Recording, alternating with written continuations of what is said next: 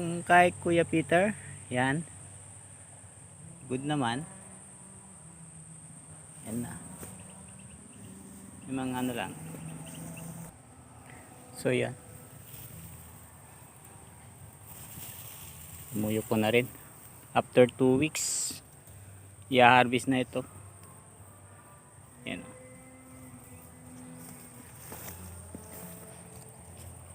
Yan, mahaba naman. Yan o. So okay ito dito sa ano. So ito yung na-maintain natin ng abono tsaka spray. Yan. So na-timing natin to kay Sir Peter. So ito yung TH82. So mahaba pala yan. So maganda yung excuse me. So mahaba. Pero yan, meron lang problem tong ano. Makapal siya pero yan. Ito yung